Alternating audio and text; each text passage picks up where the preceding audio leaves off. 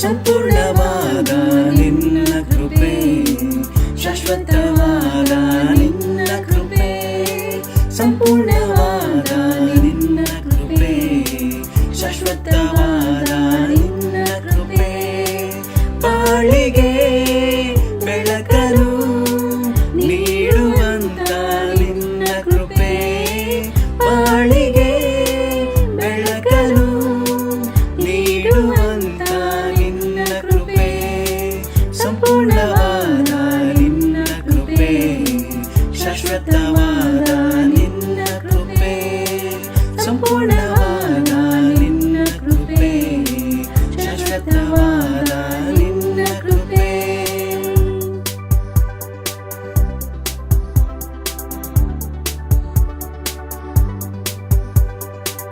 ಪಾಪಿಗೆ ಬಿಡುಗಡೆ ನೀಡಿದಂತ ನಿನ್ನ ಕೃಪೆ, ಪರಲೋಕದ ಭಾಗ್ಯವ ದಯಪಾಲಿಸಿದ ನಿನ್ನ ಕೃಪೆ, ಪಾಪಿಗೆ ಬಿಡುಗಡೆ ನೀಡಿದಂತ ನಿನ್ನ ಕೃಪೆ, ಪರಲೋಕದ ಭಾಗ್ಯವ ದಯಪಾಲಿಸಿದ ನಿನ್ನ ಕೃಪೆ, ಆತ್ಮದೇವನೇ ನಿನ್ನ ಕೃಪೆ, ಆರಾಧ್ಯ ದೇವನೇ ನಿನ್ನ ಕೃಪೆ, ಆತ್ಮದೇವನೇ ನಿನ್ನ ಕೃಪೆ, ಆರಾಧ್ಯ ದೇವನೇ ನಿನ್ನ ಕೃಪೆ, ಬಾಳಿಗೆ ಬೆಳಕನ್ನು ನೀಡುವಂತ ನಿನ್ನ ಕೃಪೆ, ಬಾಳಿಗೆ ಬೆಳಕನ್ನು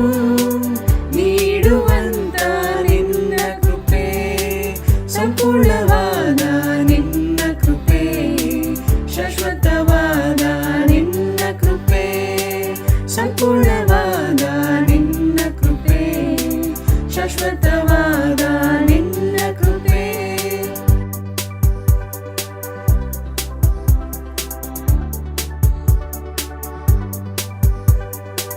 ಕರುಣೆಯ ತೋರಿದ ಪರಿಶುದ್ಧವಾದ ನಿನ್ನ ಕೃಪೆ, ನಿತ್ಯವಾದ ಮರಣದಿಂದ ಬಿಡುಗಡೆ ಮಾಡಿದ ನಿನ್ನ ಕೃಪೆ, ಕರುಣೆಯ ತೋರಿದ ಪರಿಶುದ್ಧವಾದ ನಿನ್ನ ಕೃಪೆ, ನಿತ್ಯವಾದ ಮರಣದಿಂದ ಬಿಡುಗಡೆ ಮಾಡಿದ ನಿನ್ನ ಕೃಪೆ, ಆತ್ಮದೇವನೇ ನಿನ್ನ ಕೃಪೆ, ಆರೋಗ್ಯದಾತನೇ ನಿನ್ನ ಕೃಪೆ, ಆತ್ಮದೇವನೇ ನಿನ್ನ ಕೃಪೆ, ಆರೋಗ್ಯದಾತನೇ ನಿನ್ನ ಕೃಪೆ, ಬಾಳಿಗೆ ಬೆಳಕನ್ನು ನೀಡುವಂತ ನಿನ್ನ ಕೃಪೆ, ಬಾಳಿಗೆ ಬೆಳಕನ್ನು ನೀಡುವಂತ ನಿನ್ನ ಕೃಪೆ, ಸಂಪೂರ್ಣವಾದ ನಿನ್ನ ಕೃಪೆ, ಶಾಶ್ವತವಾದ ನಿನ್ನ ಕೃಪೆ, ಸಂಪೂರ್ಣವಾದ ನಿನ್ನ ಕೃಪೆ, ಶಾಶ್ವತವಾದ ನಿನ್ನ ಕೃಪೆ.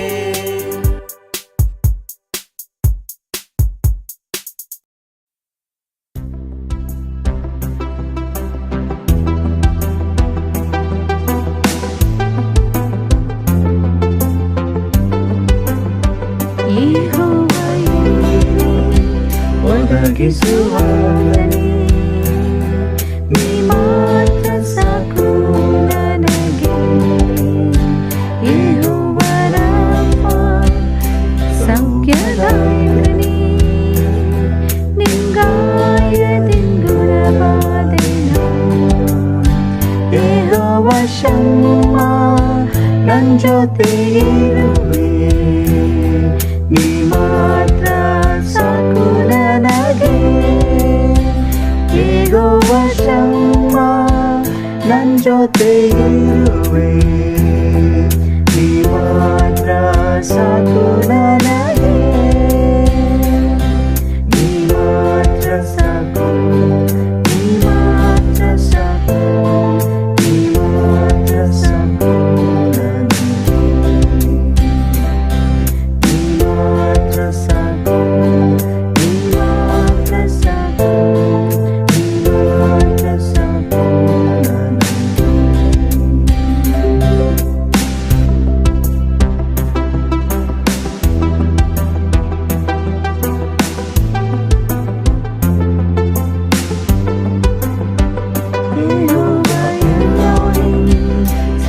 ಜೀವಿಸುವ ದೇವರೇ, ನಿಮ್ಮಾಖ್ಯದಿಂದ ಸೃಷ್ಟಿ ಮಾಡಿದೆ. ಯೆಹೋವ ಪರಿಶುದ್ಧ ಉನ್ನತ ದೇವರೇ, ನಿನ್ ಹಾಗೆ ಯಾರೂ ಇಲ್ಲ. ಯೆಹೋವ ಶಾಲೋಮ್ ನನ್ ಸಮಾಧಾನ, ನೀಡಿದೆ ನನ್ ಹೃದಯದಲ್ಲಿ. ಯೆಹೋವ ಶಾಲೋಮ್ ನನ್ ಸಮಾಧಾನ, ನೀಡಿದೆ ನನ್ ಹೃದಯದಲ್ಲಿ. ನೀ ಮಾತ್ರ ಸಾಕು, ನೀ ಮಾತ್ರ ಸಾಕು, ನೀ ಮಾತ್ರ ಸಾಕು ನನಗೆ. ನೀ ಮಾತ್ರ ಸಾಕು, ನೀ ಮಾತ್ರ ಸಾಕು, ನೀ ಮಾತ್ರ ಸಾಕು ನನಗೆ.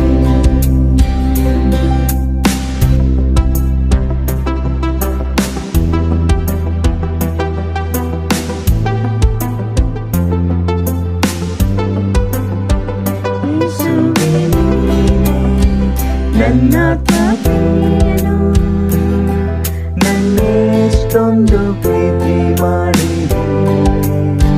ನನ್ನನ್ನು ರಕ್ಷಿಸಲು ನಿನ್ನನ್ನೇ ನೀಡಿದೆ. ನಿನ್ನ ಹಾಗೆ ಯಾರೂ ಇಲ್ಲ. ನನ್ನ ಜೀವಿತ ದಿನವೆಲ್ಲ ನಿನಗಾಗಿ ಜೀವಿಸುವೆ. ನೀ ಮಾತ್ರ ಸಾಕು ನನಗೆ. ನನ್ನ ಜೀವಿತ ದಿನವೆಲ್ಲ ನಿನಗಾಗಿ ಜೀವಿಸುವೆ. ನೀ ಮಾತ್ರ ಸಾಕು ನನಗೆ. ನೀ ಮಾತ್ರ ಸಾಕು, ನೀ ಮಾತ್ರ ಸಾಕು, ನೀ ಮಾತ್ರ ಸಾಕು ನನಗೆ. ನೀ ಮಾತ್ರ ಸಾಕು, ನೀ ಮಾತ್ರ ಸಾಕು, ನೀ ಮಾತ್ರ ಸಾಕು ನನಗೆ.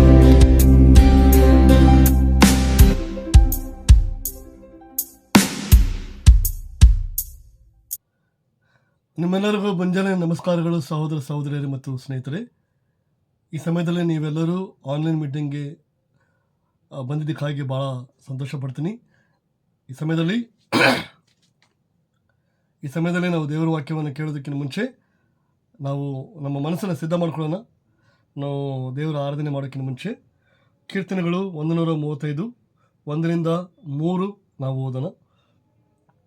ಯಾಹುವಿಗೆ ಸ್ತೋತ್ರ, ಯೆಹೋವನ ನಾಮವನ್ನು ಕೀರ್ತಿಸಿರಿ.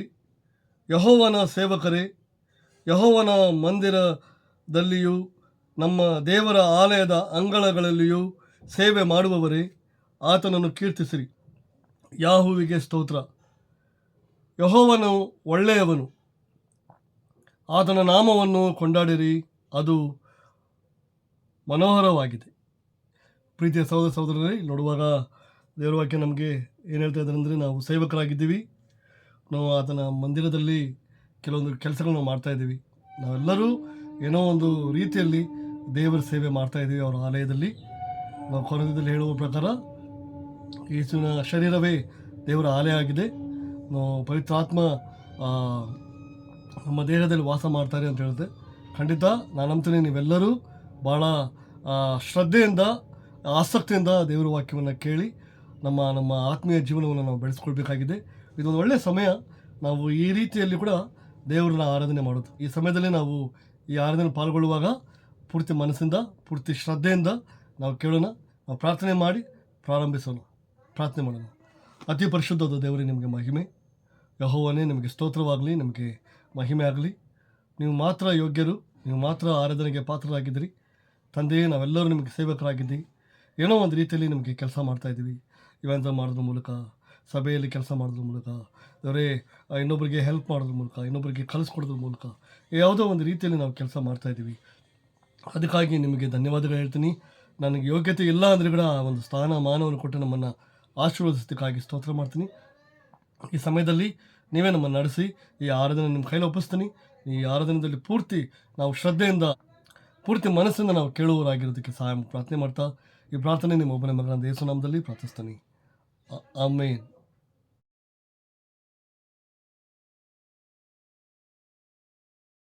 ಪ್ರೀತಿಯ ಸಹೋದರ ಸಹೋದರಿಯರೇ, ಈ ಸಮಯದಲ್ಲಿ ನಾವೆಲ್ಲರೂ ಸ್ನೇಹಿತರ ಜೊಡನೆ ಸೇರಿ ನನ್ನ ಸೃಷ್ಟಿಕರ್ತನು ಯಜಮಾನನು ಎಂಬ ಹಾಡನ್ನು ಹಾಡೋಣ. ನನ್ನ ಸೃಷ್ಟಿಕರ್ತನು ನನ್ನ ಯಜಮಾನನು, ನನ್ನನ್ನು ಕಾಯುವನು. ನನ್ನ ಸೃಷ್ಟಿಕರ್ತನು ನನ್ನ ಯಜಮಾನನು, ನನ್ನನ್ನು ಕಾಯುವನು.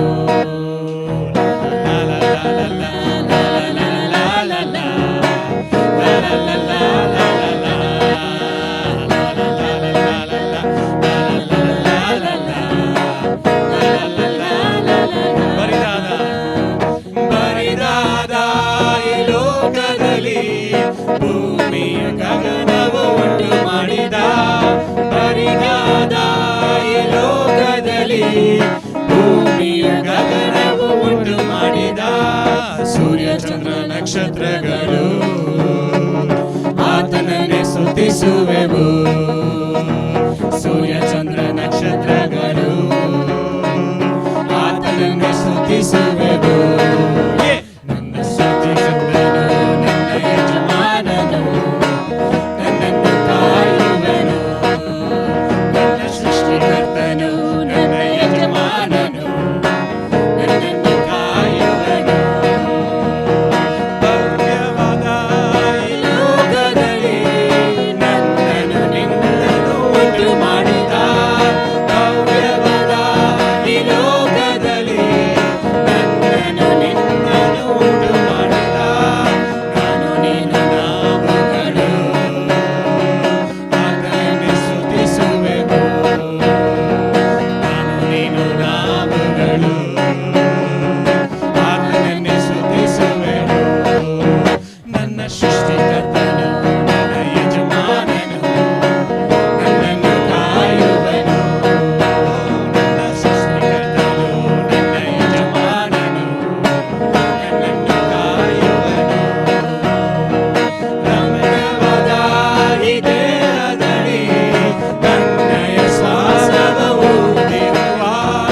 ರಮ್ಯವಾದ ಈ ದೇಹದಲ್ಲಿ ತನ್ನಯ ಶ್ವಾಸವು ಊದಿರುವ. ಪ್ರಾಣಾತ್ಮ ಶರೀರದಿಂದ ಯೇಸುವನ್ನು ಸ್ತುತಿಸುವೆನು. ಪ್ರಾಣಾತ್ಮ ಶರೀರದಿಂದ ಯೇಸುವನ್ನು ಸ್ತುತಿಸುವೆವು. ನನ್ನ ಸೃಷ್ಟಿಕರ್ತನು ನನ್ನ ಯಜಮಾನನು, ನನ್ನನ್ನು ಕಾಯುವನು. ನನ್ನ ಸೃಷ್ಟಿಕರ್ತನು ನನ್ನ ಯಜಮಾನನು, ನನ್ನನ್ನು ಕಾಯುವನು. ಲಾ ಲಾ ಲಾ ಲಾ ಲಾ ಲಾ ಲಾ ಲಾ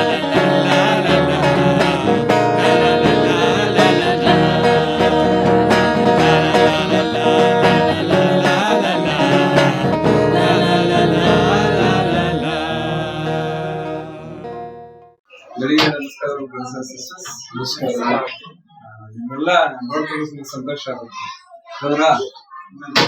ನೀವು ಮನೆಗಳಲ್ಲಿ ಒಬ್ಬೊಬ್ಬರು ಒಂದು ವಿಷಯದಲ್ಲಿ ಅಧಿಕಾರ ತಗೊಂಡಿದ್ದೀರಾ, ಸಭೆಯಿಂದ ಅಧಿಕಾರ ತಗೊಂಡಿದ್ದೀರಾ, ಸಭೆಯಲ್ಲಿ ಅನೇಕ ವಿಷಯಗಳು, ಮಿನಿಸ್ಟ್ರಿಗೆ ಅನೇಕ ವಿಷಯಗಳು ನೀವು ಮಾಡ್ತೀರಾ. ನಡ್ಸ್ಕೊಂಡಾಗ ತುಂಬಾ ಸಂತೋಷ ಆಗುತ್ತೆ. ಎಷ್ಟೋ ಜನಗೆ ಈ ಒಂದು ಭಾಗ್ಯ ಅನ್ಬಹುದು ಸಿಕ್ಕಿಲ್ಲ. ಒಂದು ವೇಳೆ ಸಿಕ್ಕಿದ್ರು ಅವ್ರು ಕಳ್ಕೊಂಡಿರ್ಬೋದು.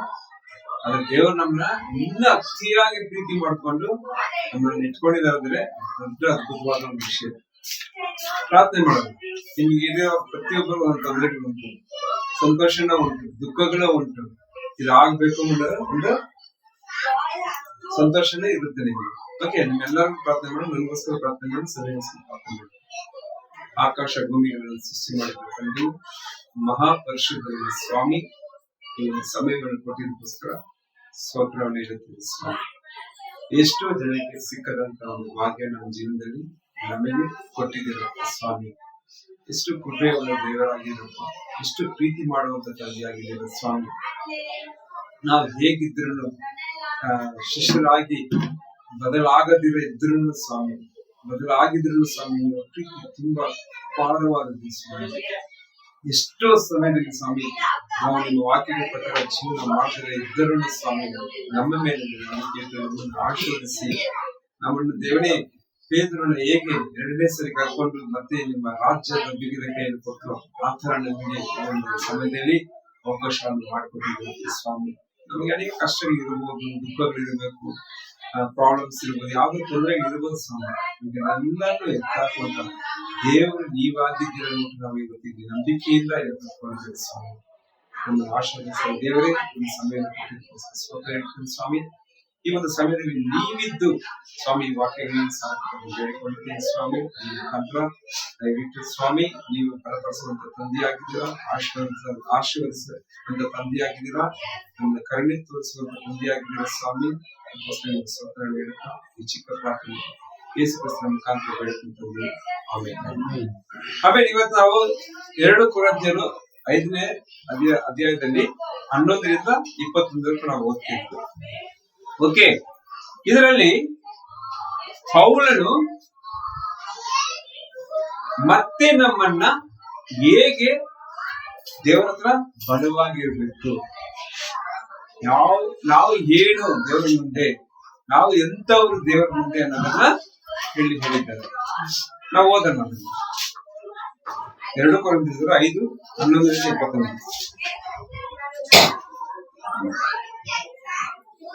ಕರ್ತನ ಭಯವು ನಮಗಿರುವುದರಿಂದ ನಾವು ಮನುಷ್ಯರನ್ನು ಒಡಂಬಡಿಸುತ್ತೇವೆ. ನಾವು ಯಥಾರ್ಥರೆಂಬುದು ದೇವರಿಗೆ ಗೊತ್ತುಂಟು, ನಿಮ್ಮ ಮನಸ್ಸಿಗೆ ಕೂಡ ಗೊತ್ತಾಗಿದೆ ಎಂದು ನಂಬಿಕೊಂಡಿದ್ದೇನೆ. ನಾವು ನಮ್ಮನ್ನು ತಿರುಗಿ ನಿಮ್ಮ ಮುಂದೆ ಹೊಗಳಿಕೊಳ್ಳುವುದಿಲ್ಲ, ಆದರೆ ಯಾರು ಹೃದಯದ ವಿಷಯದಲ್ಲಿ ಹಿಗ್ಗದೆ ತೋರಿಕೆಯ ವಿಷಯದಲ್ಲಿ ಮಾತ್ರ ಹಿಗ್ಗುತ್ತಾರೋ ಅವರಿಗೆ ಪ್ರತ್ಯುತ್ತರ ಹೇಳುವುದಕ್ಕೆ ನಿಮಗೆ ಆಧಾರವಿರಬೇಕೆಂದು ನಮ್ಮ ವಿಷಯದಲ್ಲಿ ಹಿಗ್ಗುವುದಕ್ಕೆ ನಿಮಗೆ ಆಸ್ಪದ ಕೊಡುತ್ತೇವೆ. ನಮಗೆ ಬುದ್ಧಿ ಪರವಶವಾಗಿದ್ದರೆ ಅದು ದೇವರ ಮಹಿಮೆಗಾಗಿಯೇ. ಅದೇ ನಮಗೆ ಸ್ವಸ್ಥ ಬುದ್ಧಿ ಇದ್ದರೆ ಅದು ನಿಮ್ಮ ಪ್ರಯೋಜನಕ್ಕಾಗಿ. ಅದೇ ಕ್ರಿಸ್ತನ ಪ್ರೀತಿಯು ನಮಗೆ ಒತ್ತಾಯ ಮಾಡುತ್ತದೆ. ಎಲ್ಲರಿಗೋಸ್ಕರ ಒಬ್ಬನು ಸತ್ತಿದ್ದರಿಂದ ಎಲ್ಲರೂ ಸತ್ತಂತಾಯಿತೆಂದು ನಿಶ್ಚಯಿಸಿಕೊಂಡೆವು. ಜೀವಿಸುವವರು ಇನ್ನು ಮೇಲೆ ತಮಗಾಗಿ ಜೀವಿಸದೆ ತಮಗೋಸ್ಕರ ಸತ್ತು ಎದ್ದು ಬಂದಾತನಿಗಾಗಿ ಜೀವಿಸಬೇಕೆಂತಲೇ ಆತನು ಎಲ್ಲರಿಗೋಸ್ಕರ ಸತ್ತನು. ಹೀಗಿರಲಾಗಿ ಇಂದಿನಿಂದ ನಾವು ಯಾರನ್ನು ಶರೀರ ಸಂಬಂಧವಾಗಿ ಅರಿತುಕೊಳ್ಳುವುದಿಲ್ಲ. ಕ್ರಿಸ್ತನನ್ನು ಕೂಡ ನಾವು ಶರೀರ ಸಂಬಂಧವಾಗಿ ತಿಳಿದಿದ್ದರೂ ಇನ್ನು ಮುಂದೆ ಆತನನ್ನು ಹಾಗೆ ತಿಳಿದುಕೊಳ್ಳುವುದಿಲ್ಲ. ಹೀಗಿರಲಾಗಿ ಯಾವನಾದರೂ ಕ್ರಿಸ್ತನಲ್ಲಿದ್ದರೆ ಅವನು ನೂತನ ಸೃಷ್ಟಿಯಾದವನು. ಇಗೋ, ಪೂರ್ವ ಸ್ಥಿತಿಗೆ ಹೋಗಿ ಎಲ್ಲ ನೂತನವಾಯಿತು. ಇದೆಲ್ಲ ದೇವರಿಂದಲೇ ಉಂಟಾದದ್ದು. ಆತನು ಕ್ರಿಸ್ತನ ಮೂಲಕ ನಮ್ಮನ್ನು ತನಗೆ ಸಮಾಧಾನ ಪಡಿಸಿಕೊಂಡು ಸಮಾಧಾನ ವಿಷಯವಾದ ಸೇವೆಯನ್ನು ನಮಗೆ ಅನುಗ್ರಹಿಸಿದ್ದಾನೆ. ಆ ಸಮಾಧಾನ ವಾಕ್ಯವೇ ಎಂದರೆ, ದೇವರು ಮನುಷ್ಯರ ಅಪರಾಧಗಳನ್ನು ಅವರ ಲೆಕ್ಕಕ್ಕೆ ಹಾಕದೆ ಲೋಕ ಕ್ರಿಸ್ತನಲ್ಲಿ ತನಗೆ ಸಮಾಧಾನ ಕೊಡಿಸಿಕೊಳ್ಳಬೇಕೆಂಬುದೇ. ಅದನ್ನು ಸಾರುವ ಸೇವೆಗೆ ನಮ್ಮನ್ನು ನೇಮಿಸಿದ್ದಾನೆ. ನಾವು ಕ್ರಿಸ್ತನ ರಾಯಭಾರಿಗಳಾಗಿದ್ದೇವೆ. ದೇವರೇ ನಮ್ಮ ಮೂಲಕ ಬುದ್ಧಿ ಹೇಳುವ ಹಾಗಾಯಿತು. ದೇವರೊಂದಿಗೆ ಸಮಾಧಾನವಾಗಿರಬೇಕೆಂದು ಕ್ರಿಸ್ತನ ಹೆಸರಿನಲ್ಲಿ ನಿಮ್ಮನ್ನು ಬೇಡಿಕೊಳ್ಳುತ್ತೇವೆ.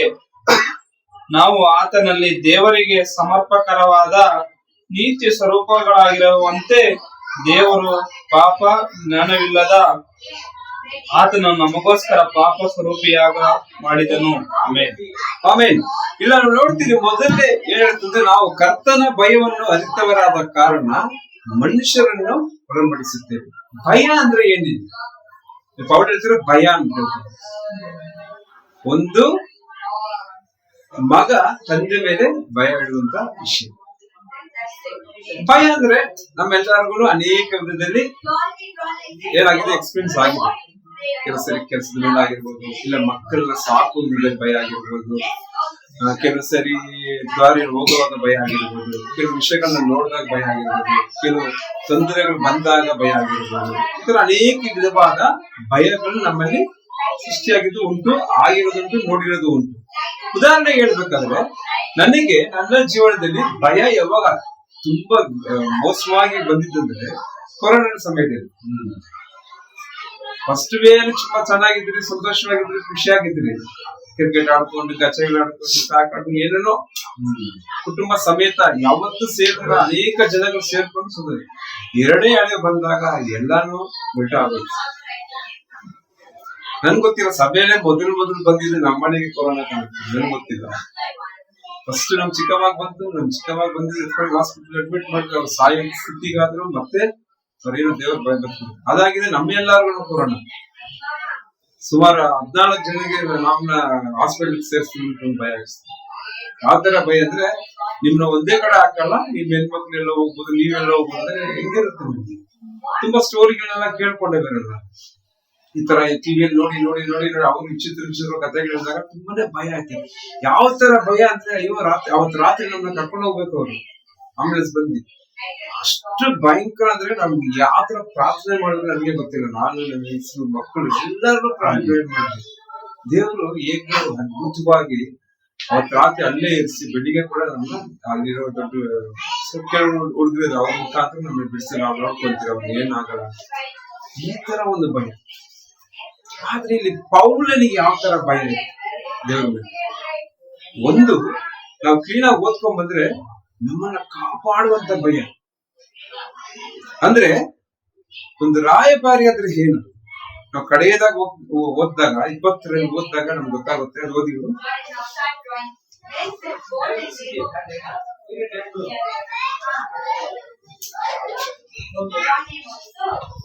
ನಾವು ಕ್ರಿಸ್ತನ ರಾಯಭಾರಿಗಳಾಗಿದ್ದೇವೆ, ದೇವರೇ ನಮ್ಮ ಮೂಲಕ ಬುದ್ಧಿ ಹೇಳುವ ಹಾಗಾಯಿತು. ದೇವರೊಂದಿಗೆ ಸಮಾಧಾನವಾಗಿರಲೆಂದು ಕ್ರಿಸ್ತನ ಹೆಸರಿನಲ್ಲಿ ನಿಮ್ಮನ್ನು ಬೇಡಿಕೊಳ್ಳುತ್ತೇವೆ. ಈ ರಾಯಭಾರಿಗಳಂದ್ರೆ ಏನು ಅಂದ್ರೆ ಸುಮಾರು 1500 ಜನಗಳು ನಮ್ಮ ಸಭೆಯಲ್ಲಿದ್ದಾರೆ. 1700 ಜನ ಇರಬಹುದು. ಇವರು ಎಲ್ಲರನ್ನು ದಾರಿ ನಡೆಸುವಂತ ಒಂದು ವಿಷಯನೇ ರಾಯಭಾರಿ ಅಂತಾರೆ. ಅಂದ್ರೆ ಲೀಡರ್ಸ್ ಅಂದ್ರೆ ನಾಯಕರುಗಳು. ಅವ್ರು ಏನ್ ಹೇಳ್ತಾರೋ ಅದ್ರ ಪ್ರಕಾರ ಕೇಳ್ಕೊಂಡು ನಾವು ಮಾಡಬೇಕು. ಅದು ಮಾಡೋದ್ರಿಂದ ಏನಾಯ್ತು ನಮ್ಮ ಜೀವನಗಳು? ಏನ್ ನಂಬಿಕೆ ಅವ್ರ ಮೇಲೆ ಇರುತ್ತೆ? ನಮ್ಗೆ ಯಾವ ತರ ನಂಬಿಕೆ ಇರುತ್ತೆ? ಈಗ ಉದಾಹರಣೆಗೆ ದೇವ ಬ್ರದರು ಇಲ್ಲ ಡೇವಿಡ್ ಬ್ರದರ್ ಯಾರೋ ಸಭೆ ನಾಯಕತ್ವ ತೆಗೆದುಕೊಂಡು ಕೆಲಸಗಳು ಮಾಡ್ತಾ ಇರುವಾಗ ನಮ್ಗೆ ಏನ್ ಅನಿಸ್ತು? ಅವ್ರ ಮೇಲೆ ನಂಬಿಕೆ, ಅವ್ರ ಮೇಲೆ ವಿಶ್ವಾಸ, ಅವ್ರು ಪ್ರಾರ್ಥನೆ ಮಾಡುವಂತ ವಿಧಗಳು ಇದೆಲ್ಲ ನಾವು ನೋಡಿದ್ದೀವಿ, ನೋಡ್ತಾ ಇದ್ದೀವಿ. ಒಂದು ಧೈರ್ಯ ಸರಿಯಾಗಿ ಹೋಗುತ್ತೆ. ನಾನು ಇವ್ರ ಹತ್ರ ಹಂಚ್ಕೊಬಹುದು ನನ್ನ ಹೃದಯ ಬಗ್ಗೆ.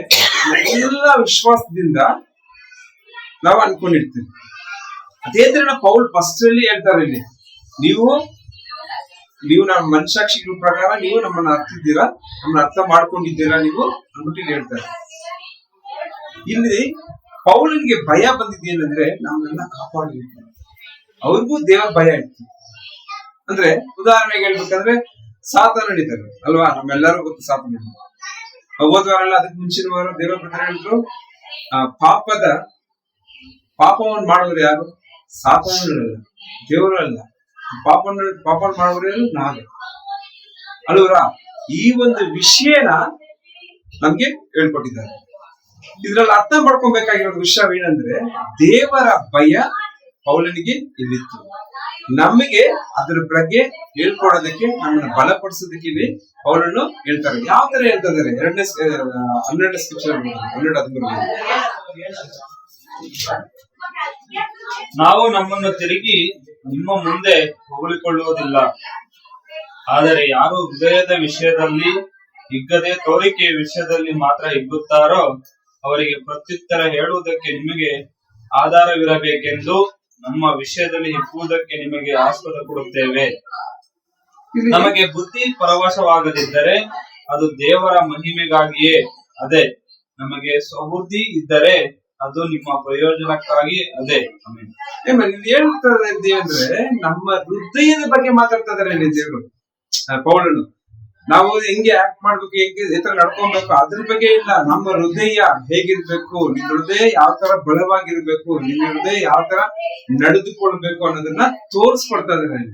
ಅರ್ಥಾಯ್ತಾ? ಅದನ್ನೇ ನಮ್ಮ ಹೃದಯ ಪ್ರಕಾರ ನಾವು ಜೀವನ ಮಾಡ್ಬೇಕು ಅಂದ್ರೆ ದೇವರ ವಾಕ್ಯನ ಹಿಂಬಾಲಿಸ್ಕೊಂಡು ಜೀವನ ಮಾಡ್ಬೇಕು ಅನ್ನೋದನ್ನ ಇಲ್ಲಿ ತೋರಿಸ್ಕೊಡ್ತಾ ಇದ್ದಾರೆ. ಅದನ್ನ ಬಿಟ್ಟು ನಾವು ಜಸ್ಟ್ ನಾವು ಮಾಡುವಂತ ಆಕ್ಟ್ ಇಂದ ನಾವು ಜೀವನ ಮಾಡ್ಬೇಕು.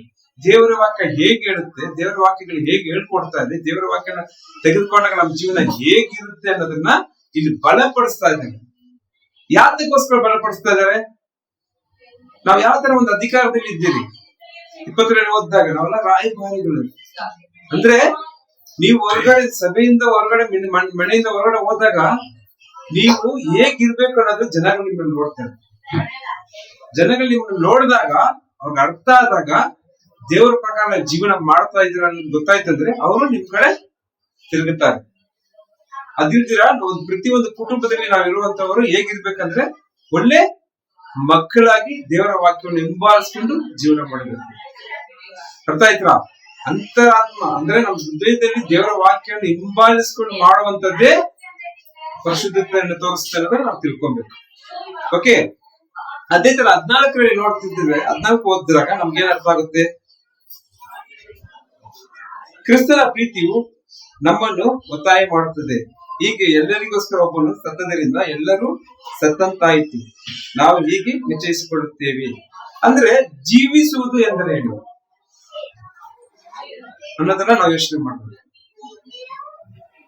ಹೇಳೋದೇನು? ಒತ್ತಾಯ ಪಡಿಸುತ್ತದೆ. ಯಾವ ಪ್ರೀತಿ ಒತ್ತಾಯ ಪಡಿಸುತ್ತದೆ? ನಮ್ಮನ್ನು ಕ್ರಿಸ್ತನ ಪ್ರೀತಿ ನಮ್ಮನ್ನು ಒತ್ತಾಯ ಪಡಿಸುತ್ತದೆ.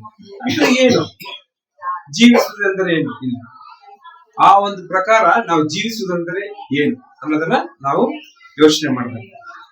ನಮ್ಗೆಲ್ಲರಿಗೂ ಗೊತ್ತು ಜೀವಿಸುವುದಂದ್ರೆ ಏನು. ಉದಾಹರಣೆಗೆ ಹೇಳ್ಬೇಕಂದ್ರೆ ಕ್ರಿಸ್ತನ ಪ್ರಕಾರ ನಮ್ಮ ಜೀವನನ ಜೀವಿಸುವುದು ಹೇಗೆ ಅನ್ನೋದನ್ನ ನಾವು ಅರ್ಥ ಮಾಡಿಕೊಂಡು ಜೀವಿಸಿದಾಗಲೇ ಅದರ ಒಂದು ಉತ್ತರ ನಮ್ಗೆ ಸಿಕ್ಕೋದು. ಅರ್ಥ ಆಯ್ತಾ? ಇಲ್ಲ ಅಂದ್ರೆ ಸಿಕ್ಕಲ್ಲ. ಅವಾಗ ಏನಾಗುತ್ತೆ ನಮ್ಗೆ? 13ನೇ ಪ್ರಕಾರ ನಾವು ಜಸ್ಟ್ ನಡತೆಗಳ ಪ್ರಕಾರ ನಡ್ಕೊಂಡು ಹೋಗಕ್ಕೆ ಅನೇಕ ವಿಧಗಳು ಸಿಕ್ಬಿಡುತ್ತೆ. 15 ಓದಿದ್ರೆ ಏನ್ ಹೇಳುತ್ತೆ ನೋಡಿ.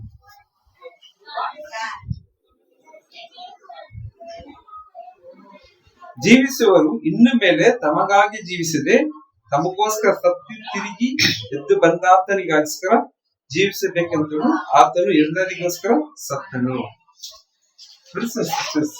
ಜೀವಿಸುವರು ನಾವು ಯಾರಿಗೋಸ್ಕರ ಜೀವಿಸಬೇಕು ಅನ್ನೋದು ನಮ್ಮೆಲ್ಲರಿಗೂ ಗೊತ್ತು, ನಮ್ಮೆಲ್ಲರಿಗೂ ಗೊತ್ತಿರುವಂತ ವಿಷಯ. ಆದ್ರೆ ಹೇಗೆ ಜೀವಿಸ್ಬೇಕು ಅನ್ನೋದನ್ನ ತಿಳ್ಕೊಳ್ಬೇಕು.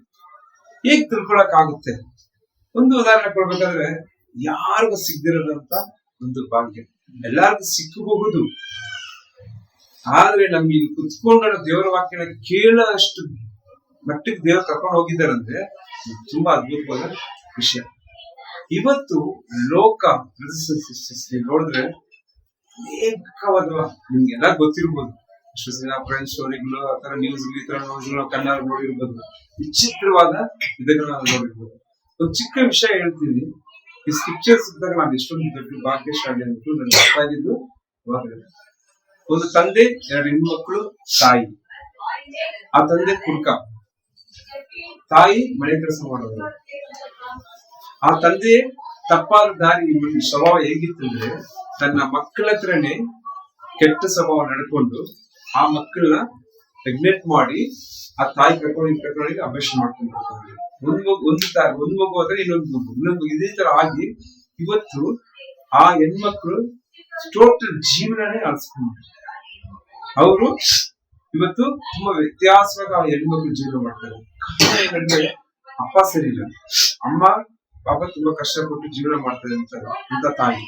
ಆ ತಾಯಿಗೆ ಕಾಪಾಡಕ್ ಆಗ್ದಿರ ಆ ತಾಯಿ ತೀರೋದು. ಆ ಎರಡು ಹೆಣ್ಮಕ್ಳು ಜೀವನ ವ್ಯತ್ಯಾಸವಾಗಿ ಹಾಳಾಯ್ತು ತಂದೆಯಿಂದ. ಆ ತಂದೆ ಇವತ್ತು ವೃಕ್ಷದಾಗ ಸುತ್ತಾಡ್ತದೆ. ಇದು ನಿಜವಾಗಿ ನಡೆದಂತ ಒಂದು ಘಟನೆ. ಯಾಕಂದ್ರೆ ಸ್ಟಡಿಗೆ ನಮ್ಮ ಹತ್ರ ಅವ್ರು ಬಂದಿದ್ರು ಆ ಹೆಣ್ಮಕ್ಳು. ಯಾಕೆ ಹೇಳ್ತೀನಿ ಅಂದ್ರೆ ಈ ಜೀವನ, ಈ ಲೋಕದ ಜೀವನ ವ್ಯತ್ಯಾಸವಾಗಿದೆ.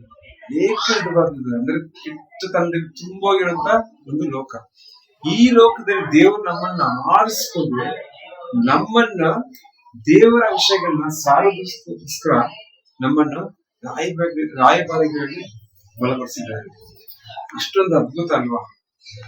ಇಷ್ಟೊಂದು ಸಂತೋಷವಾದ ವಿಷಯ ಅಲ್ವಾ? ನಾವು ಹೇಗಿರ್ಬೇಕು ಅನ್ನೋದೇ ಪೌಲನು ಏನ್ ಮಾಡ್ತಾರೆ ಅಂದ್ರೆ ದೇವರ ಭಯದಿಂದ ನಮ್ಮನ್ನೆಲ್ಲ ಬಲಪಡಿಸೋದಕ್ಕೆ ಪ್ರಯತ್ನ ಮಾಡ್ತಾರೆ. ಪ್ರಯತ್ನ ಅಲ್ಲ, ಅದೇ ಸತ್ಯ. ಅದನ್ನಲ್ಲಿ ತೋರಿಸ್ತಾರೆ ಹೇಗಿದೆ ನಮ್ಮ ಜೀವನ ಅನ್ನೋದನ್ನ ನಾವು ಸ್ವಲ್ಪ ಆಳವಾಗಿ ಯೋಚನೆ ಮಾಡೋದು ತುಂಬಾ ಮುಖ್ಯವಾದ ವಿಷಯ. 16 ಓದೋಣ.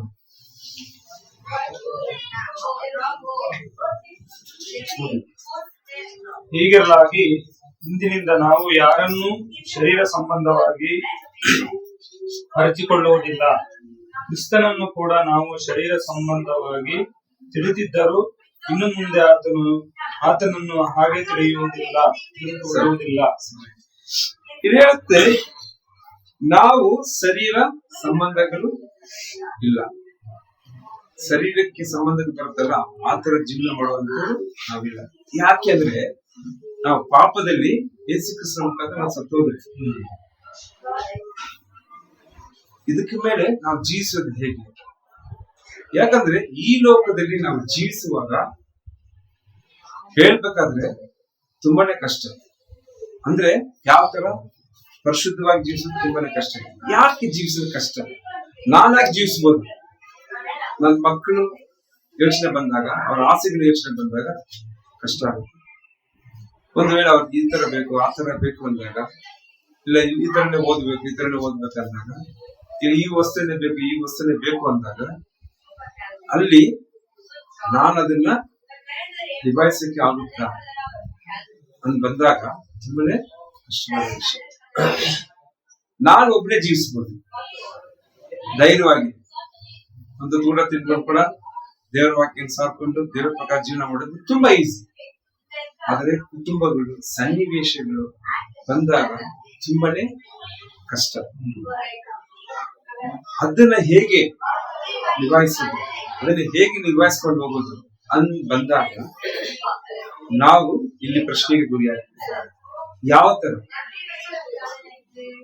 ನಮ್ಮ ಡೀಟೇಲ್ಸ್, ಪ್ರೇಯರ್, ಬೈಬಲ್ ಸ್ಟಡಿ, ದೇವರ ವಾಕ್ಯಗಳನ್ನ ಹಂಚ್ಕೊಳ್ಳೋದು, ಕೂಟಗಳಿಗೆ ಬರೋದು, ಇವುಗಳು ಸರಿ ಇದೆಯಾ ಅನ್ನೋ ಪ್ರಶ್ನೆ ನಮ್ಮಲ್ಲಿ ಉಳಿಸ್ಕೊಳ್ಬೇಕು. ಇವುಗಳು ಸರಿ ಇದ್ದಾಗ ಅವುಗಳನ್ನ ದಾರಿ ನಡೆಸ್ಬೋದು. ನಮ್ಮ ಮಕ್ಕಳು ಕೇಳಿದಾಗ ಯಾವುದೇ ಸಮಯದಲ್ಲಿ ನಾವು ಹೇಗೆಲ್ಲ ಹೊರ ಬರ್ಬೋದು ಅಂದ್ಬಿಟ್ಟು ಕಳೀಬಹುದು. ಉದಾಹರಣೆ ಕೇಳ್ತಿರಲ್ಲ, ಬ್ರದರ್ ನಮ್ಮ ಮಗನಿಗೋಸ್ಕರ ಪ್ರಯತ್ನ ಮಾಡಿ, ನಮ್ಮ ಮಗನಿಗೋಸ್ಕರ ಯಾಕೆ ಕೇಳ್ತೀವಿ ನಾವು? ಅದನ್ನ ವಿಶ್ವಾಸ ಇದೆ ನಮ್ಗೆ. ಆ ವಿಶ್ವಾಸನ ಕೆಲಸ ನಾವು ಮಾಡ್ತೋಗ್ತೀವಿ. ಹೇಗೆ ಮಾಡ್ತೋಗ್ತೀವಿ ಅಂದ್ರೆ ಆಳವಾಗಿ ನಾವು ದೇವರ ವಾಕ್ಯದಲ್ಲಿ ಕೇಳ್ತೀರ ಸಮಯದಲ್ಲಿ. ಅರ್ಥ ಆಯ್ತಾ? ಹಳೆ ಜೀವನಕ್ಕೆ ನಾವು ಸತ್ತೋದ, ಹೊಸ ಜೀವನ ಬಂದಾಗ ಹೇಗೆ ಈ ಹೊಸ ಜೀವನ ನಾವು ಬಲಪಡಿಸ್ಕೊಬೇಕು, ಯಾವ ತರ ಪಡಿಸ್ಕೊಬಹುದು ಅನ್ನೋದನ್ನ ನಾವು ಆಲೋಚನೆ ಮಾಡಬೇಕು. ಇದನ್ನೆಲ್ಲ ಪೌಲ್ ಏನ್ ಮಾಡ್ತಾರೆ ಅಂದ್ರೆ ಮತ್ತೆ ನಮ್ಮನ್ನ ಬಲಪಡಿಸ್ತಾರೆ. ಇವುಗಳೆಲ್ಲ ಸರಿ ಹೋದಾಗ ನಾವು ರಾಯಭಾರಿಯಾಗಿ ಅನೇಕ ವಿಷಯಗಳ ದೇವರಿಗೆ ಮಾಡಕ್ಕೆ ಸಾಧ್ಯ. ಅರ್ಥ ಆಯ್ತಾ? ಇಷ್ಟೊಂದು ಅದ್ಭುತ ಅನ್ನೋದಕ್ಕನ್ನ ಇದು ಹೇಗೆ ಹೇಳೋದು ಗೊತ್ತಿಲ್ಲ. ಈಗ ಭಾರತ ದೇಶನ್ನೇ ಹೇಗೆ ಮೋದಿ ಅನ್ನೋರು ದಾರಿ ನಡೆಸ್ತಾ ಇದಾರೆ. ಅವ್ರು ಏನ್ ಹೇಳ್ತಾರೋ ಅದಕ್ಕೆ ಕೇಳ್ತಾರೆ. ಚಪಳ ಹಚ್ಬೇಕಾದ್ರೆ ಕ್ಯಾಂಡಲ್ ಹಚ್ಬೇಕಾದ್ರೆ ಕ್ಯಾಂಡಲ್ ಹಚ್ಬೇಕು, ಆ ತರ ಒಂದು ವಿಷಯ ಹೋಗ್ತೀವಿ. ಬಟ್ ದೇವರ ರಾಜ್ಯನ ನಮ್ಮ ಕೈ ಕೊಟ್ಟಿ ನಾವು ಅದನ್ನ ಹಂಚ್ಕೊಬೇಕಂದ್ರೆ ಎಷ್ಟು ದೊಡ್ಡ ಭಾಗ್ಯವಾದ ವಿಷಯ ಅಲ್ವಾ? ಅದ್ಭುತವಾದ ವಿಷಯ ಅಲ್ವಾ? ನಾವು ಯಾರು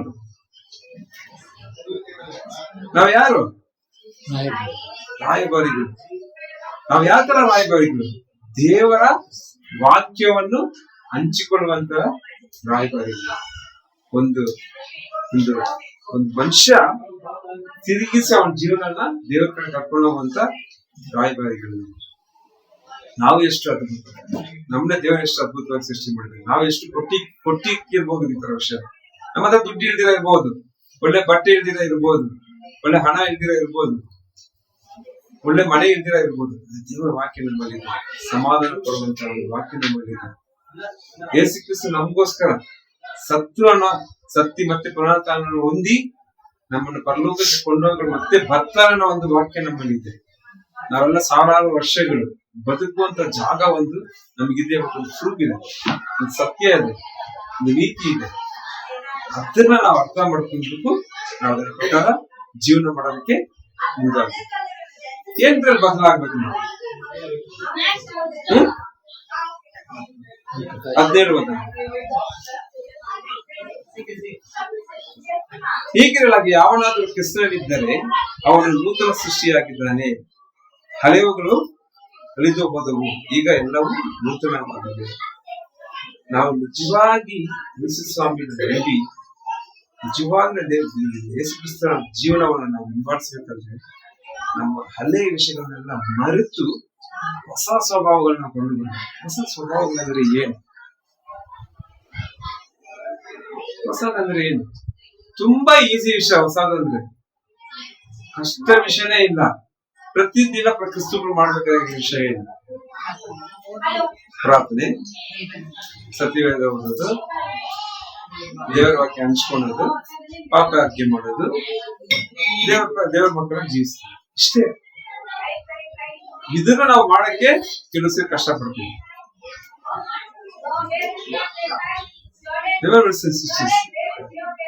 ಒಂದು ಉದಾಹರಣೆ, ಇನ್ನೊಂದು ಚಿಕ್ಕ ಕಥೆ ಹೇಳ್ತೀವಿ. ನಮ್ ಕೆಲಸದ ಮೇಲೆ ಒಂದು ಸರ್ವೆ ಮಾಡ್ಬೇಕಾಗಿತ್ತು. ಸರ್ವೆ ಅಂದ್ರೆ ಊರ್ ಜನಗಳಿಗೆ ಮಕ್ಕಳಿಗೆ ಹೇಗೆ ಸಾಕ್ಬೇಕು, ಮತ್ತೆ ಮಕ್ಕಳನ್ನ ಹೇಗೆ ಸ್ಕೂಲ್ ಕಳಿಸ್ಬೇಕು.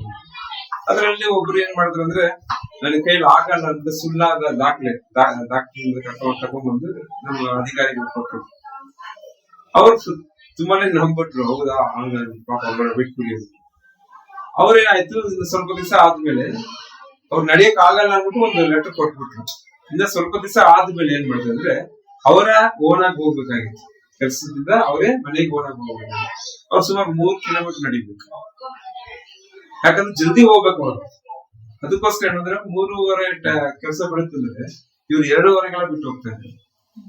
ನಮ್ಮ ದೊಡ್ಡವರಿಗೆ ಒಂದು ಪ್ರಶ್ನೆ ಬಂತು, ಏನಪ್ಪ ಇವರು ಅವತ್ ಸರ್ವೆಗೆ ಆಗಲ್ಲ ನಡೆಯಕ್ಕೆ ಅಂದ್ರು, 3 ಕಿಲೋಮೀಟರ್ ಜಲ್ದಿ ಮನೆಗೆ ನಡ್ಕೊಂಡು ಹೋಗ್ತಾರೆ. ಒಂದು ಪ್ರಶ್ನೆ ಅವ್ರಲ್ಲಿ ಅರ್ಥ ಆಯ್ತಾ? ಯಾಕೆ ಹೇಳ್ತೀನಿ ಅಂದ್ರೆ, ದೇವರಿಗೆ ನಮ್ಮ ಮೇಲೆ ಪ್ರಶ್ನೆ ಹುಟ್ಟಬೇಡಿ. ಯಾಕೆ ಹುಟ್ಟಬೇಡಿ ದೇವ್ರ ಬಗ್ಗೆ ನಮ್ಮ ಮೇಲೆ ಪ್ರಶ್ನೆ? ಮಳೆ ಬಂದ್ರೆ ಮೀಟಿಂಗ್ಸ್ ಕೊಡ್ತೀರಾ, ಕೊಡೋದಿಲ್ವಾ? ಮದ್ವೆ ಆಯ್ತು ಅಂದ್ರೆ ರಿಲೇಷನ್ ಎಕ್ಸ್ಕ್ಯೂಸ್ ಕೊಡೋದು. ಯಾವಾಗ್ಲೂ ಸತ್ವಾಗಿರ್ತಾರೆ, ಅವ್ರ ಪುಣ್ಯ ಕಾರ್ಯ ಮಾಡ್ಬೇಕಾದ್ರೆ ಅದಕ್ಕೆ ಎಕ್ಸ್ಕ್ಯೂಸ್ ಕೊಡೋದು. ಈ ತರ ಅಂದ್ರೆ ದೇವರ ವಿಷಯನ ಬಿಟ್ಟು ಆತರ ವಿಷಯಗಳಿಗೆ ಮೊದಲು ಕಾಲ ಕೊಡಕ್ಕೆ ಹೋಗ್ಬೋದು. ದೇವರಿಗೆ ಬರ್ಬೇಕು. ಇಲ್ಲಿ ಪೌಲನ ಒಂದು ಯೋಚನೆ ಅಂದ್ರೆ, ನಾವೆಲ್ಲ ಬಲವಾಗಿರ್ಬೇಕು. ಅಂದ್ರೆ ನಾವು ದೇವರ ವಾಕ್ಯದಲ್ಲಿ ಬಲವಾಗಿ ಜೀವನ ಮಾಡಬೇಕು.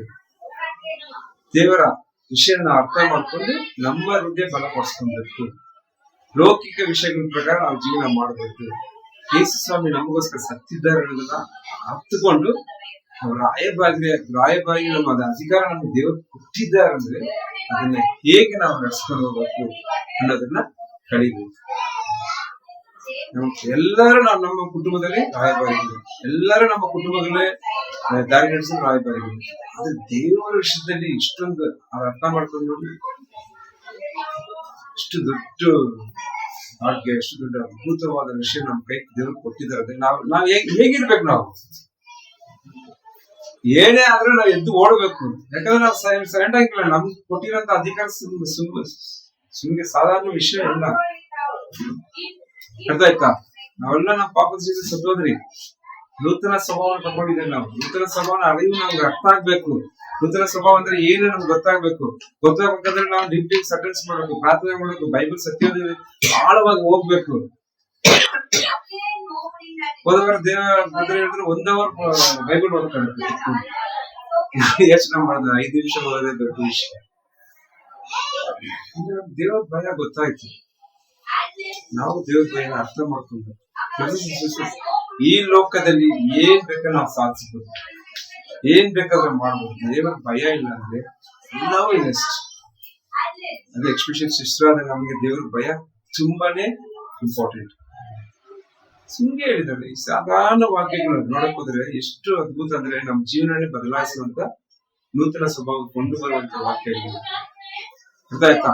ಅಲ್ಲೇ ಸ್ವಭಾವ ಮರ್ತೋಗ್ಬಿಡೋಣ, ಹೊಸದಲ್ಲಿ ಇರೋಣ. ಹೊಸದಲ್ಲಿ ಏನ್ ಮಾಡ್ಬೇಕು ಅನ್ನೋದ್ರ ನಾವು ಮುಂದೆ ಹೋಗೋಣ. 18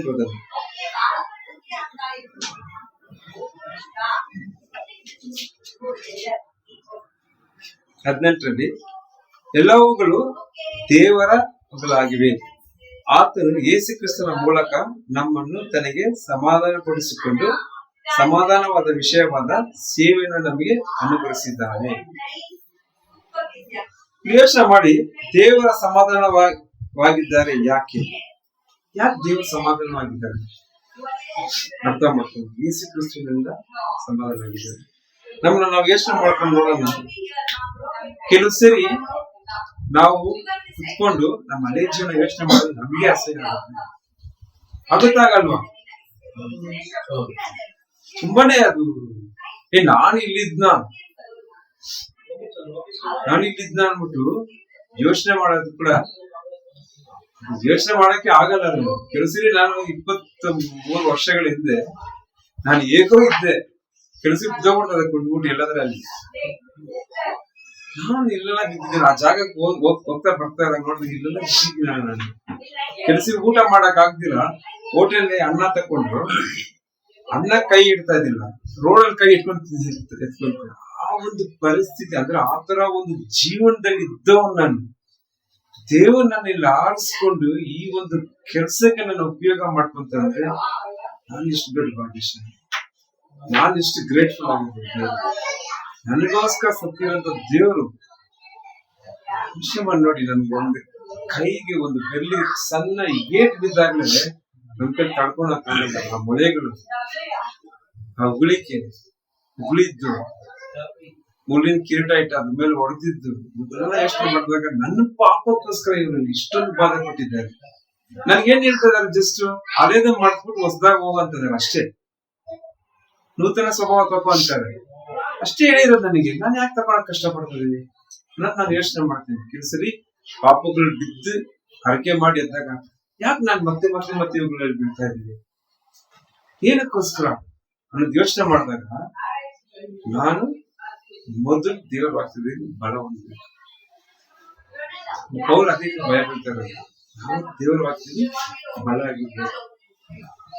ಯಾಕಂದ್ರೆ ಪೌಲಲ್ಲಿ ರಾಯಭಾರಿ ಆಗಿದ್ರು. ರಾಯಭಾರಿ ಕೆಲಸ ಸುಮ್ಗೆ ಇಲ್ಲ. ಇವಾಗ ಕುಟುಂಬದಲ್ಲಿ ತಂದೆ ತಾಯಿ ವಿಷಯ ಸುಮ್ಗೆ ಏನಾದ್ರು ಮಕ್ಕಳಿದ್ರೆ ಅವ್ರು ತಪ್ಪು ಮಾಡಿದ್ರೆ ಬಿಟ್ಬಿಡ್ತಾ ಇದ್ರೆ ನಾವು ಬಿಟ್ಬಿಡ್ತೀರಾ? ನೀನ್ ಮಾಡು, ನೀನ್ ಪರವಾಗಿಲ್ಲ ಅನ್ಕೊಂಡು ಹೋಗ್ತೀರಾ? ಅವ್ನ ತಿದ್ಸಕ್ಕೆ ಪ್ರಯತ್ನ ಮಾಡ್ತೀವಿ. ಆ ಮಕ್ಕಳನ್ನ ತಿದ್ಸ್ಬೇಕಾದ್ರೆ ಹೇಗೆ ಅನ್ನೋದನ್ನ ನಾವು ಯೋಚನೆ ಮಾಡ್ಬೇಕು. ಏನ್ ಮಾಡ್ಬೇಕು? ನಾವು ಮಕ್ಕಳನ್ನ ತಿದ್ಬೇಕಾದ್ರೆ ಅವ್ರ ಜೊತೆ ಕೂತ್ಕೊಂಡು ಪ್ರಾರ್ಥನೆ ಮಾಡ್ಬೇಕು, ಅವ್ರ ಹತ್ರ ಹಂಚ್ಕೊಬೇಕು. Teams meeting, treatments meeting, campus meeting ಕಲ್ಸ್ಬೇಕು. ನಾವು ಇಷ್ಟೆಲ್ಲ ಬಲವಾಗಿದ್ದೀರಾ ಅನ್ನೋದನ್ನ ಯೋಚನೆ ಮಾಡ್ಬೇಕು. ಇಂಥ ವಿಷಯಗಳನ್ನ ನಾವು ಮಾಡ್ತಾ ಇದ್ದಾಗ ನಾವು ರಾಯಭಾರಿಗೆ ಬಲವಾಗಿರ್ತೀವಿ. ರಾಯಭಾರಿ ವಿಷಯಗಳು ಬಂದಾಗ ನಾವು ಬಲವಾಗಿರ್ತೀವಿ. ಅರ್ಥ ಆಯ್ತಾ? ಚೆನ್ನಾಗಿ ಜೀವನ ತುಂಬಾ ಸಂತೋಷ ಪಡ್ತೀನಿ. ರಾಜೇಶ್ವರಿಗೋಸ್ಕರ ಪ್ರಾರ್ಥನೆ ಮಾಡಿ ದೇವ್ರ ಭಯ ಗೊತ್ತಾಗಿದೆ. ದೇವ್ರ ಹತ್ರ ಇದ್ರೆ ಎಲ್ಲನೂ ಸಾಧ್ಯ, ಎಲ್ಲನೂ ಬರುತ್ತೆ ಕೂಡ ಗೊತ್ತಿಲ್ಲ. ಆ ಪ್ರಾರ್ಥನೆ ಮಾಡಿ ಸಣ್ಣ ವಿಷಯನೇ ಅದು. ನಾವು ಯೋಚನೆ ಮಾಡ್ಕೊಂಡು ಪ್ರಾರ್ಥನೆ ಮಾಡ್ತೀರಾ? ಅವ್ರ ಹತ್ರ ಹಂಚ್ಕೊಂಡಿದ್ದ ವಿಷಯನ, ಅವ್ರ ಹತ್ರ ನಾವು ಹತ್ರ ಹಂಚ್ಕೊಂಡಿದ್ದ ವಿಷಯನ ಪ್ರಾರ್ಥನೆ ಮಾಡಿದ್ವಿ. ಬೆಳಿಗ್ಗೆ ದೇವ ಬರ್ತಾ ಇರ್ತದೆ, ಪ್ರಾರ್ಥನೆ ಮಾಡಿದ್ರು ಈ ತರ ಇದೆ ಅಂದಾಗ ಅವ್ರ ನಿಮಿಷ ಮಾಡಿದ್ರು ಅಷ್ಟೇ. ಅವ್ರ ಏನ್ 100 ರೂಪಾಯಿ ಕೊಟ್ಟಿಲ್ಲ, ಕೋಟಿ ರೂಪಾಯಿ ಕೊಟ್ಟಿಲ್ಲ, ನನಗೆ ಹೇಳ್ಕೊಟ್ಟಿದ್ರು, ಸಿಕ್ಕಿರೋ ವಿಷಯ ಹೇಳ್ಕೊಟ್ರು.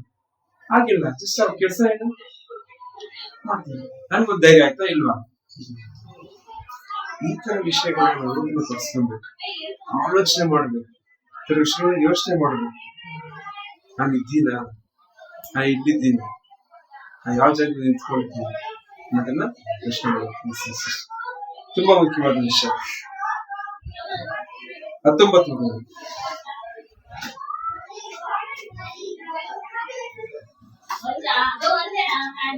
ಅದೇನೆಂದರೆ ದೇವರ ಮನುಷ್ಯರ ಅಪರಾಧಗಳನ್ನು ಅವರ ಲೆಕ್ಕಕ್ಕೆ ಹಾಕದೆ ಲೋಕವನ್ನು ಕ್ರಿಸ್ತನಲ್ಲಿ ತಮಗೆ ಸಮಾಧಾನ ಪಡಿಸಿಕೊಳ್ಳುತ್ತಿದ್ದಾನೆ ಎಂಬುದೇ ಆ ಸಮಾಧಾನದ ವಾಕ್ಯವು ನಮ್ಮ ವಶಕ್ಕೆ ಕೊಟ್ಟಿದ್ದಾನೆ. ಸ್ವಲ್ಪ ಯೋಚನೆ ಮಾಡಿದರೆ, ನಾನು ಮಾಡಿದ ತಪ್ಪಿಗೆ ನನ್ನ ದಂಡನೆ ಆಗ್ಬೇಕು ಆಗಿದ್ರೆ ಅದೆಲ್ಲ ಆಗುತ್ತೆ. ಬಟ್ ಅದನ್ನ ಸಮಾಧಾನ ಮಾಡ್ಕೊಂತಾರೆ ದೇವರು. ಯಾರ ಮುಖಾಂತರ ಸಮಾಧಾನ ಮಾಡ್ಕೊಂತ ಇದಾರೆ ಇಲ್ಲಿ? ಅವರ ನಾಮದಿಂದ ನಮ್ಮೆಲ್ಲ ಸಮಾಧಾನ ನೋಡ್ತಾರೆ. ಯಾಕಂದ್ರೆ ನಮ್ಗೆಲ್ಲ ಗೊತ್ತು ದೇವ್ರ ಬಗ್ಗೆ. ದೇವ್ರು ಸುಮ್ಮೆನಾ ಸಮುದ್ರನ 2 ಭಾಗ ಮಾಡಿದ್ರು,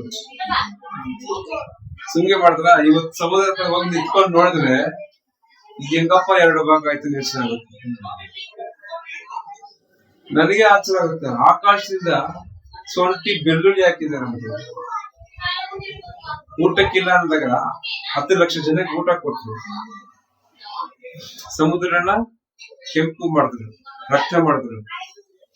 ಇಷ್ಟು ಭಯಂಕರವಾದ ವಿಷಯಗಳೆಲ್ಲ ಮಾಡಿದ್ದಾರೆ. ಜೋನಾನ ಮೀನಿನ ಹೊಟ್ಟೆಯಲ್ಲಿ ಡಿಸಾರ್ಟಿಂಗ್ ಮಾಡಿದ್ರು. ನನ್ನ ಶಿಕ್ಷೆ ಮಾಡ್ಬೇಕಂತ ಟ್ರೈ ಮಾಡಿದ ದೇವ್ರ ನಾನು ಎಲ್ಲ ಹೋಗ್ತೀನಿ. ಯಾವ ತರ ಭಯ ನನ್ಗಿದ್ದು ದೇವ್ರ ಮೇಲೆ. ನಾವ್ ಮಾಡಿದಂತ ಯೋಚನೆಗಳನ್ನ, ನಾವ್ ಮಾಡಿದಂತ ತಪ್ಪುಗಳನ್ನ ನಮ್ಗೆ ಕೊಡ್ಬೇಕು ತೊಂದರೆ ಮಾಡಿದ್ರೆ ಅವುಗಳೆಲ್ಲ ನೋಡಿದ್ರೆ ನಾನು ಏನೂ ಇಲ್ಲ. ಆ ತರ ಕೋಪವುಳ್ಳ ದೇವರನ್ನ ಸಮಾಧಾನ ಪಡಿಸಿದ್ದಾರೆ. ಯಾರು ಸಮಾಧಾನ ಪಡಿಸ್ತಾರೆ? ನಿಮ್ಮ ನಮ್ಮ ಪಾಪಗಳನ್ನ ಹೊತ್ಕೊಂಡಂತ ದೇವರು ಸಮಾಧಾನ ಪಡಿಸಿ ಸರಿ ಬಿಡಿ ಬದಲಾಗ್ತಾರೆ ಅನ್ನೋ ಮಟ್ಟಕ್ಕೆ ದೇವರನ್ನ ಹೃದಯನ ಬದಲಾಯಿಸಿದ್ದಾರೆ ದೇವರು. ಅಂತವ್ರನ್ನ ಪೂಜಿಸುವಂತವ್ರು ನಾವು, ಅಂತವ್ರನ್ನ ಆರಾಧಿಸುವಂತವ್ರು ನಾವು, ಅಂತ ವಾಕ್ಯಗಳನ್ನ ನಾವು ಹಿಂಬಾಲಿಸುವಂತ ನಾವು ಹೇಗಿದ್ದೀವಿ, ಹೇಗಿರ್ಬೇಕು ಅನ್ನೋದನ್ನ ತುಂಬಾ ಯೋಚನೆ ಮಾಡ್ಬೇಕು. ಯಾಕಂದ್ರೆ ಈ ವಿಷಯ ನಾವು ಯಾತಕ್ಕೆ ಮಾಡ್ಬೇಕಂದ್ರೆ, ನಮ್ಮನ್ನ ಶಿಷ್ಯರಾಗಿ ದೇವರು ಮಾಡಿದ್ದಾರೆ, ರಾಯಕರಾಗಿ ನಮ್ಮನ್ನ ಸ್ವೀಕಾರ ಮಾಡಿದ್ದಾರೆ, ನಮಗೆ ಅಧಿಕಾರ ಕೊಟ್ಟಿದ್ದಾರೆ. ನಾನು ಹೇಗಿರ್ಬೇಕು, ಇದಕ್ಕೆ ಮೇಲೆ ಕುಟುಂಬದಲ್ಲಿ, ಮಿನಿಸ್ಟ್ರಿಯಲ್ಲಿ, ಅಕ್ಕಪಕ್ಕದಲ್ಲೂ, ಗೃಹ ಜೊತೆದಲ್ಲೂ, ದೇವರ ವಾಕ್ಯವನ್ನು ಹಿಂಬಾಲಿಸಿದಲ್ಲೂ ನಾನು ಹೇಗಿರ್ಬೇಕನ್ನ ಆಳವಾಗಿ ನಾವು ಯೋಚನೆ ಮಾಡಿ ಮುಂದಕ್ಕೆ ಹೋಗ್ಬೇಕು. ಈ ಒಂದು ಚಿಕ್ಕ ರಾಯಭಾರಿ ಸಾಧಾರಣ ಇಲ್ಲ. ಅದನ್ನ ನಿಮ್ಮ ಹೃದಯಗಳಲ್ಲೂ, ನಿಮ್ಮ ಮೆದುಳಲ್ಲೂ, ನಿಮ್ಮ ನಡತೆಯಲ್ಲಿ ನಡ್ಕೊಂಡು ಯೋಚನೆ ಮಾಡಿ ಗೊತ್ತಿಲ್ವಾ? ನಮ್ಗೆ ಯೋಚನೆ ಮಾಡಿಸುವಂತವ್ರು ತುಂಬಾ ಜನ ಇದ್ದಾರೆ, ತಿದ್ದುವಂತವ್ರು ತುಂಬಾ ಜನ ಇದ್ದಾರೆ, ಬಲಪಡಿಸುವಂತವ್ರು ತುಂಬಾ ಜನ ಇದ್ದಾರೆ. ನಾವು ಅದನ್ನ ಬಲಪಡಿಸ್ಕೊಳ್ಳಿ. ಎಮರ್ಜೆನ್ಸಿ 13 ಓದಿದ್ರೆ ಕೆಲವು ಸರಿ ಎಷ್ಟೋ ಜನ ನೋಡಿದ್ದಾರೆ ಮಿನಿಸ್ಟ್ರಿಯಲ್ಲಿ, ಶಿಷ್ಯರುಗಳನ್ನ, ಊರುಗಳನ್ನ. ಅವ್ರು ಏನ್ ಮಾಡ್ತಾರೆ ಅಂದ್ರೆ, ಅವ್ರನ್ನ ಹೇಗಾದ್ರೂ ತರ್ಬೇಕು ಅಂದ್ಬಿಟ್ಟು ಅವ್ರ ಸಮಾಧಾನದಿಂದ ಯೇಸು ಕ್ರಿಸ್ತನ ಅರ್ಥ ಮಾಡ್ಕೊಂಡು ಸಿಂಪಲ್ ಆಗಿ ಹೋಗ್ತಾ ಇರ್ತಾರೆ. ಇದ್ರೆ ನಮ್ಮ ನಾಯಕರು ಕೂಡ ಸಭೆಯಲ್ಲಿ ಕೆಲವು ಸರಿ ಅಂದ್ರೆ ಅವ್ರಿಗೆ ಗೊತ್ತಿರುತ್ತೆ ಇದು ತಪ್ಪು, ಇದು ಒಳ್ಳೇದು, ಇದು ಕೆಟ್ಟದ್ದು ಅಂದ್ಬಿಟ್ಟು. ನಾನು ಅದ್ರಲ್ಲೇ ಹೋಗ್ತೀನಿ ಅಂದ್ರೆ ಅವ್ರಿಗೆ ಏನ್ ಮಾಡಕ್ಕಾಗುತ್ತೆ? ಹುಷಾರ್ ಅಂತಾರೆ. ಸಿಸ್ಟರ್ಸ್ ಆತರ ಒಂದು ಸಮಾಧಾನಕ್ಕೆ ಅವ್ರು ಹೋಗ್ತಾರೆ. ಬಟ್ ನಾವು ಬಲಶಾಲಿಗಳಾಗಿ ದೇವರ ಹತ್ರ ಇರೋದಕ್ಕೆ ಪ್ರಯತ್ನ ಮಾಡೋದು ಕಲಿಬೇಕು. ಕಲಿತಾಗ ನಿಜವಾದ ರಾಯಭಾರಿ ಪಟ್ಟಣ ತೆಗೆದುಕೊಂಡು ದೇವರ ವಾಕ್ಯವನ್ನು ಹಿಂಬಾಲಿಸ್ತೀವಿ, ದೇವರ ವಾಕ್ಯವನ್ನು ಸಾರ್ತೀವಿ, ಮುಂದಕ್ಕೆ ಪರಲೋಕವನ್ನು ಸಿಗ್ತೀವಿ. Amen. Thank you very much. Good morning ಸಹೋದರ ಮತ್ತು ಸಹೋದರಿಯರೇ. ಈ ಸಮಯ ಅತಿ ಮುಖ್ಯವಾದ ಸಮಯ. ಈ ಸಮಯದಲ್ಲಿ ನಾವು ನಮ್ಮ ಹೃದಯ, ನಮ್ಮ ಆಲೋಚನೆ ಶಿಲ್ಬೆ ಮೇಲೆ ಕೇಂದ್ರೀಕರಿಸಲು, ನಮಗೆಲ್ಲ ಗೊತ್ತಿರೋ ಹಾಗೆ 2000 ವರ್ಷಗಳ ಹಿಂದೆ ಯೇಸು ಕ್ರಿಸ್ತರು ಶಿಲ್ಬೆ ಮೇಲೆ ಮರಣ ಹೊಂದಿದರು. ತುಂಬ ಮರಣ ನೆನೆಸ್ಕೊಳ್ಳುವಾಗ ತುಂಬ ಭಯಂಕರವಾಗಿದೆ. ಅದರ ಆ ನೋನ ಯಾರು ಮನುಷ್ಯರು ಅಷ್ಟು ಸಹಿಸಿಕೊಳ್ಳಾರದಷ್ಟು ಆ ಶಿಲ್ಬೆ ಮರಣ ಆಗಿತ್ತು. ಈ ಸಮಯದಲ್ಲಿ ನಾವು ಒಂದು ವಚನ ನೋಡೋಣ. ಎಫೆಸಿದವರಿಗೆ 2ನೇ ಅಧ್ಯಾಯ 5ನೇ ವಚನ.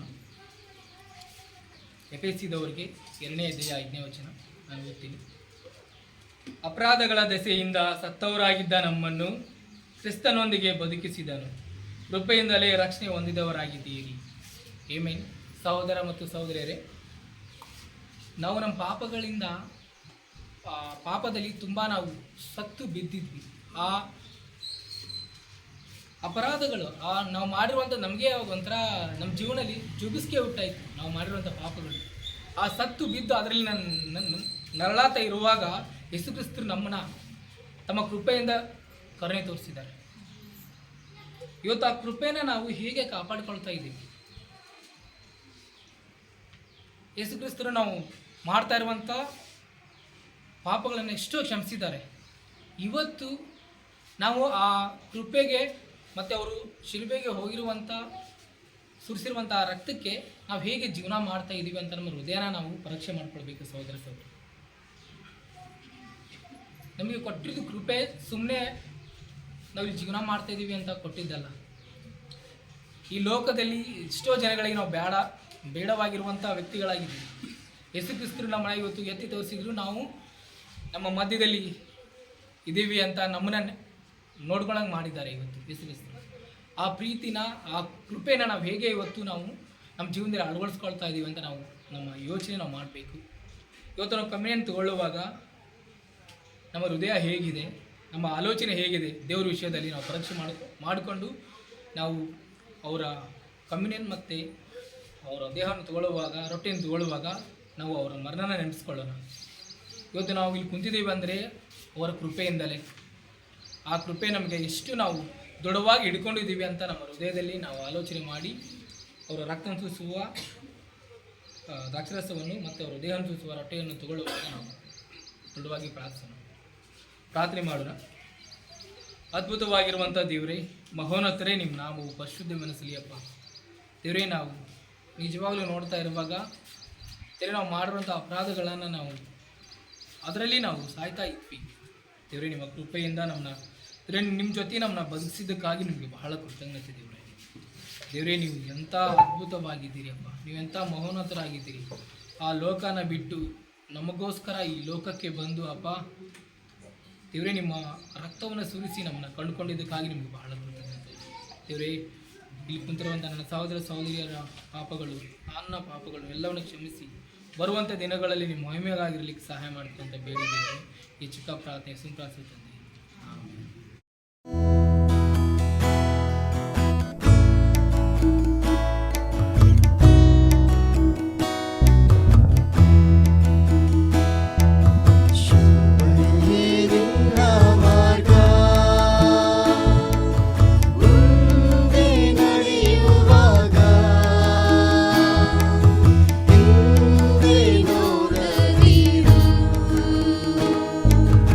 ಯೇಸು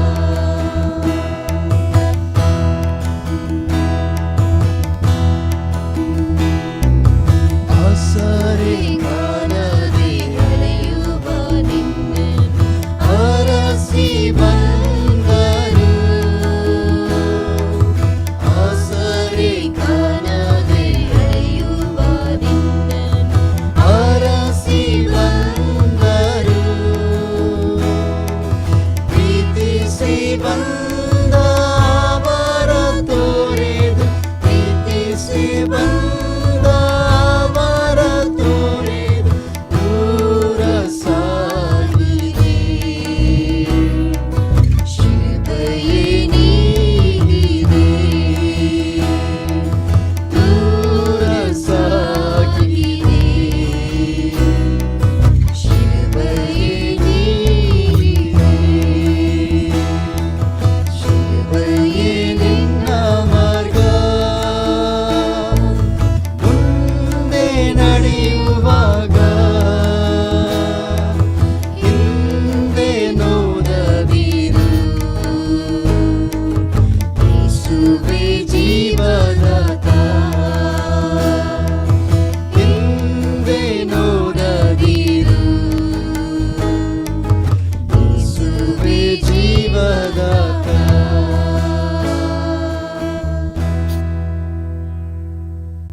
ಆಮೆನ್. ಸಹೋದರ ಸಹೋದರರೇ, ನಾವು ನಿಜವಾಗ್ಲೂ ನೀವೆಲ್ಲರೂ ಸಂದೇಶವನ್ನು ಕೇಳಿದ ನಂತೀನಿ. ದೇವರ ವಾಕ್ಯದಿಂದ ಪ್ರಕಾಶ್ ಬ್ರದರ್ ಅದ್ಭುತವಾಗಿ ನಮಗೆ ವಾಕ್ಯವನ್ನು ಹೇಳಿಕೊಟ್ಟಿದ್ದಾರೆ. ನಾವು ಕೊರಂಥ ಸಭೆಯಲ್ಲಿ ಏನು ನಡೀತಾ ಇದೆ, ಪೌಲರು ಹೇಗೆ ಕೊರಂಥ ಸಭೆಯಲ್ಲಿ 5ನೇ ಅಧ್ಯಾಯವನ್ನು ಹೇಗೆಲ್ಲ ಅವರು ವರ್ಣಿಸಿದರು. ತುಂಬ ದೇವರಿಗೆ ಮಹಿಮೆ ಆಗಲಿ. ಖಂಡಿತ ನೀವು ಅನೇಕ ವಿಷಯಗಳ ಕಲ್ತು ನಂಬ್ತೀನಿ. ನಾವು ಇದೇ ಥರ ಮೀಟಿಂಗ್ ಯಾವಾಗಲೂ ಕೂಡ ಪ್ರತಿ ಭಾನುವಾರ ಬೆಳಗ್ಗೆ 10 ಗಂಟೆಗೆ ಇರುತ್ತೆ. ದಯವಿಟ್ಟು ನಾವು ಸಮಯ ಮಾಡಿಕೊಂಡು ಸಂದೇಶವನ್ನು ಕೇಳಿ ನಮ್ಮ ಆತ್ಮೀಯ ಜೀವನವನ್ನು ಇನ್ನೂ ಹೆಚ್ಚಾಗಿ ಬೆಳೆಸ್ಕೊಳ್ಳೋಣ. ಈ ಸಮಯದಲ್ಲಿ ಪ್ರಾರ್ಥನೆ ಮಾಡಿ ಈ ಕೂಟವನ್ನು ಮುಕ್ತಾಯ ಮಾಡೋಣ. ಪ್ರಾರ್ಥನೆ ಮಾಡೋಣ. ತಂದೆಯೇ, ನಿಮಗೆ ಸ್ತೋತ್ರ, ನಿಮಗೆ ಮಹಿಮೆ. ಕೊರಂಥ ಸಭೆ 5ನೇ ಅಧ್ಯಾಯದಲ್ಲಿ ನಮಗೆ ಹೇಳ್ಕೊಟ್ಟಿದ್ದಕ್ಕಾಗಿ ನಿಮಗೆ ಸ್ತೋತ್ರ. ಎಂಥ ಅದ್ಭುತವಾದ ವಚನಗಳು ಇವಾಗಲೂ ಕೂಡ ನಮಗೆ ಅದು ರಿಲೇಟ್ ಆಗುತ್ತೆ. ಇವಾಗಲೂ ಕೂಡ ಅದು ನಮಗೆ ನಾನು ಸರಿಯಾಗಿ ಮಾಡ್ತಾಯಿಲ್ಲ ಅನ್ನುವಂಥ ಒಂದು ಪರಿಜ್ಞಾನ ನಮ್ಮಲ್ಲಿ ಮೂಡಿಸುತ್ತೆ. ದೇವರು, ಎಷ್ಟೋ ನಾವು ಸಮೀಪ ಇದ್ದೀವಿ, ಎಷ್ಟೋ ನಾವು ಮಾಡ್ತಾಯಿದ್ದೀವಿ ಅಂದರೂ ಕೂಡ ನಿಮ್ಮ ವಾಕ್ಯಗಳು ಓದುವಾಗ ಇನ್ನೂ ಜಾಸ್ತಿನೇ ಮಾಡಬೇಕಂತ ಫೀಲ್ ಆಗುತ್ತೆ ಹೊರತು ಓಕೆ ನಾ ಇದರಲ್ಲಿ ಪರಿಪೂರ್ಣನಾಗಿದ್ದೀನಿ, ಓಕೆ ನಾ ಇದು ಸಂಪೂರ್ಣವಾಗಿ ಮಾಡ್ತಾಯಿದ್ದೀನಿ ಅಂತ ಒಂದು ಮನೋಭಾವನೆ ನಮಗೆ ಎಲ್ಲೂ ಬರೋಲ್ಲ. ದೇವ್ರೆ, ಅಂಥ ಅದ್ಭುತವಾದ ವಾಕ್ಯಗಳನ್ನು ನಮಗೆ ಕೊಟ್ಟು ನಮ್ಮನ್ನು ಆಶ್ವಸಿದ್ದಕ್ಕಾಗಿ ಸ್ತೋತ್ರ, ಮಹಿಮೆ ಸಲ್ಲಿಸ್ತಾ ಈ ಸಮಯದಲ್ಲಿ ಎಲ್ಲರನ್ನ ಆಶೀರ್ವಾದ ಮಾಡಿ, ಯಾರೆಲ್ಲ ಈ ವಾಕ್ಯಗಳನ್ನು ಕೇಳ್ತಾ ಇದ್ದಾರೆ, ಯಾರೆಲ್ಲ ಈ ಆರಾಧನೆ ಪಾಲ್ಗೊಂಡಿದ್ದಾರೆ, ಅವರೆಲ್ಲರ ಜೀವಿತವನ್ನು ಆಶ್ವಸಿಸಬೇಕಂತ ಕೇಳಿಕೊಂಡು ಈ ಪ್ರಾರ್ಥನೆ ನಿಮ್ಮ ಒಬ್ಬನೇ ಮಗನಾದ ಯೇಸುವಿನ ನಾಮದಲ್ಲಿ ಪ್ರಾರ್ಥಿಸ್ತಂದವ್ರೆ. ಆಮೇನ್. ಧನ್ಯವಾದಗಳು.